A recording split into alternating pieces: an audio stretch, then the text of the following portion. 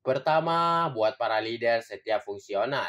Dengan cara apa Anda memimpin dan mengendalikan perusahaan? Kata Eka selanjutnya.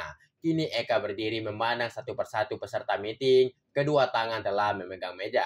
Baik, aku tak ingin jelasin action plan dengan angka-angka lagi, karena itu tugas kalian. Yang jelas yang aku ingin jelasin ke kalian bila mana banyak perusahaan yang tumbang hanya karena dan tidak cermat mengontrol fluktuasi kinerja perusahaan dan tidak rajin mempelajari perkembangan informasi atau karakter pegawai sehingga keputusan yang diambil menjadi tidak efektif. Faktor penghambat lain adalah pemimpin yang menganggap pegawainya tidak lebih pintar, sehingga pegawai tidak diberikan kesempatan untuk mengkritiknya. So, tolong diperhatikan poin penting ini. Panjang lebar Eka jelasin dan beberapa faktor-faktor internal yang kontraproduktif juga telah Eka jelasin. Hingga meeting tak terasa telah selesai dan tampak Eka sedang berbincang-bincang dengan Pak Harimukti. Membicarakan para peserta meeting keluar ruangan terlebih dahulu. Melani yang selesai merapikan perlengkapan dan memasukkan ke dalam tas. Memandang ke Eka.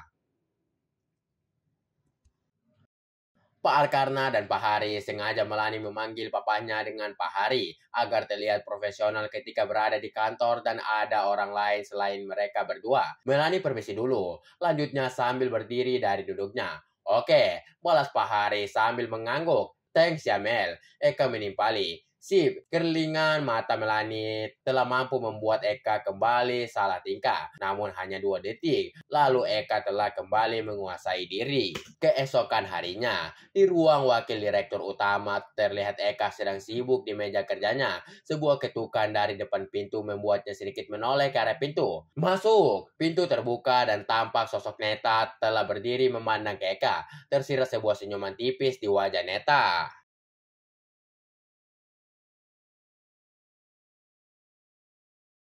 Ketika mendapati Eka masih saja sibuk di depan laptop. Sibuk banget hari ini, tanya Neta sambil berjalan ke arah Eka.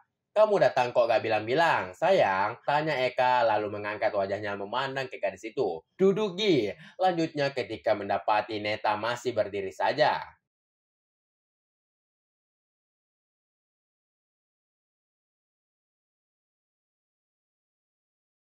Neta ganggu gak? Tanya Neta sambil duduk di kursi hadapan Eka. Gak gitu juga sih. Ada apa sayang? Tanya Eka meski pandangannya ke Neta. Namun jemarinya terlihat masih sibuk mengetik di atas keyboard laptopnya. Neta, mau kerja kak? Eka mengernyit lalu menahan senyum ketika mendapati wajah lucu dari sang adik. Tumben. Suka aja, kata Neta. Udah ngomong ke ayah? Udah. Terus gimana respon ayah? Tanya Eka. Disuruh ngomong ke kakak. Eka tersenyum lalu ia beranjak dari duduknya. Berjalan melewati meja kerjanya dan berdiri di belakang sang adik.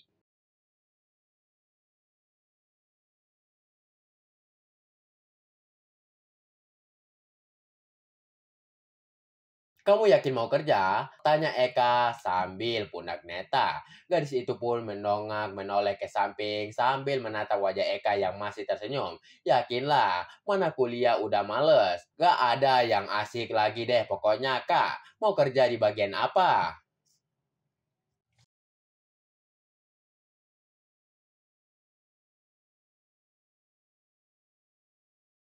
Kalau di sesaat Neta menggantung ucapannya menatap wajah Eka dengan penuh arti. Telesindo, boleh nggak? Loh, kenapa harus di anak cabang perusahaan? Kenapa nggak di sini aja? Males ketemu sama kakak tiap hari yang ada. Neta bakal tiap hari nemenin kakak di ruangan. Kata Neta membuat Eka hanya geleng-geleng kepala.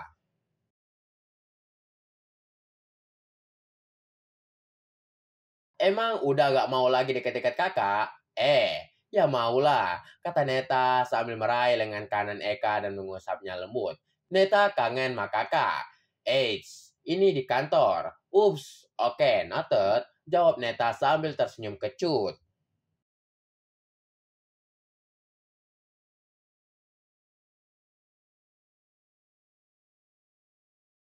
Ia pun tersadar jika memang kondisi mereka sedang berada di kantor dan tidak memungkinkan untuk bermanja-manja ke Eka. Serius mau kerja di Telesindo Group? Boleh kan? Boleh-boleh aja sayang. Kapan?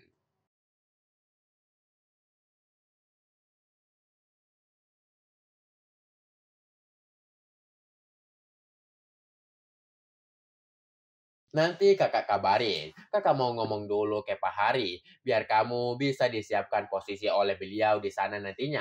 Jawab Eka sambil berjalan kembali ke tempatnya. Neta gak butuh posisi bagus kak. Pengennya kerja di bagian yang sama sama Melani. Melani, Eka mengenyit dan menatap wajah Neta dengan penuh tanya.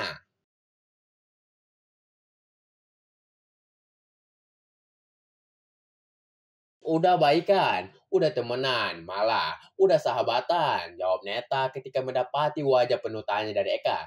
Yang jelas dalam benak Neta, di mana Eka pastinya berpikir kenapa dia ingin bekerja dengan Melani. Kalian kan pernah bertemu dan berantem. Kan itu dulu, sekarang sih udah enggak.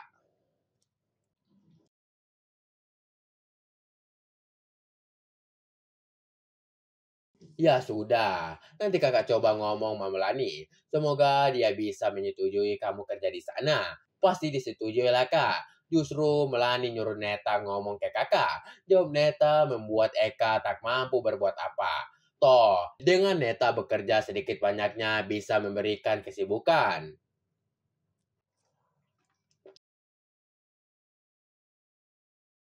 Buat sang adik agar tak lagi berkeliaran di jalan seperti sebelumnya.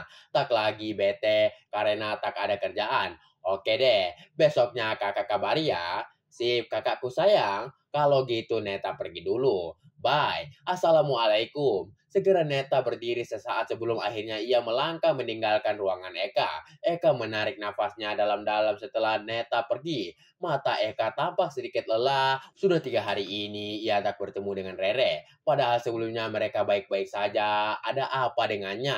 Apa sedang ada masalah? Apa aku yang punya salah ya? Gumam Eka pelan. Lalu masih berusaha memikirkan hal positif. Eka meraih ponselnya, terdiam sesaat menatap layar ponsel yang tertuliskan sebuah nama.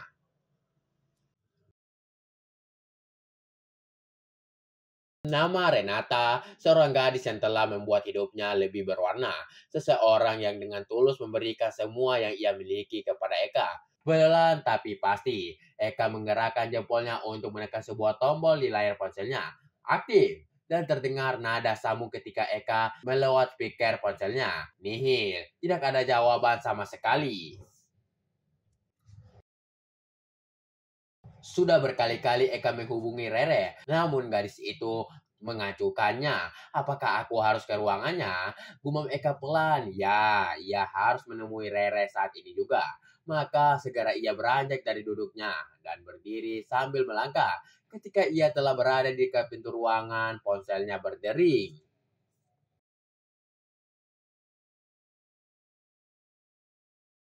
Tanpa melihat siapa yang menelpon, Eka langsung menjawabnya. Halo, kamu kenapa? Selama 3 hari ini nggak jawab panggilan teleponku.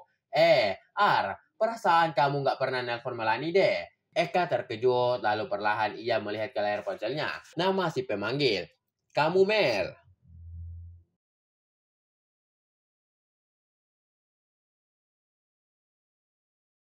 Emang kamu kira siapa? Biasa kan, sebelum menjawab panggilan telepon dibaca dulu nama si pemanggil. Atau jangan-jangan nomor Melani nggak kamu save. Aku save kok, tapi tadi emang lagi buru-buru aja. Oh, kirain. Yes, ada apa Mel?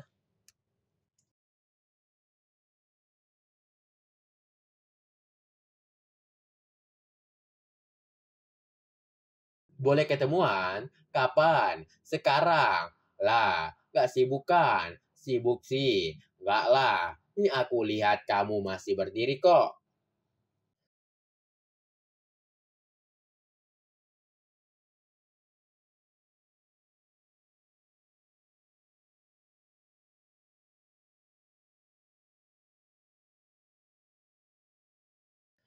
Lah, Eka terkejut, kemudian ia menoleh ke kiri, lalu ke kanan. Dan sosok Melani telah berdiri di samping lift dan ternyata sejak tadi memperhatikan Eka. Kamu tuh, Eka lalu menutup telepon, kemudian ia berjalan mendekati gadis itu.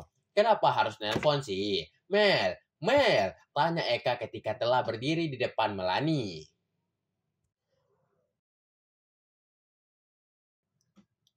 Biar anti mainstream aja. Kata Melani tersenyum. Dasar. Belum launch kan? Pastinya belum. Ya sudah, tuh Neta nungguin di parkiran. Eka mengenyit kemudian mengingat permintaan Neta tadi di ruangannya.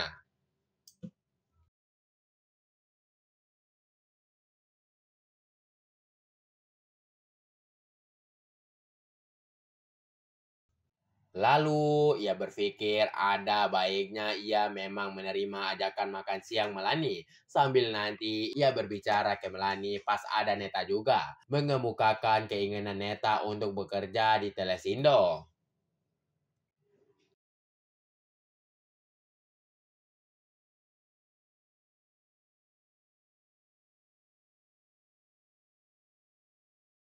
Ya sudah, yuk gitu dong. Akhirnya mereka berjalan masuk ke dalam lift dan di dalam lift mereka hanya mengobrol santai.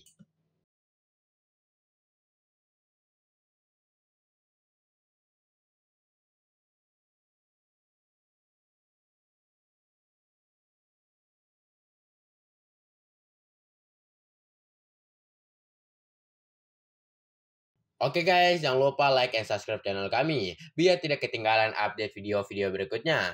Jika ada kekurangan, saya minta maaf. Dan jika ada kelebihan, tidak usah dikembalikan karena saya orang yang ikhlas. Terima kasih.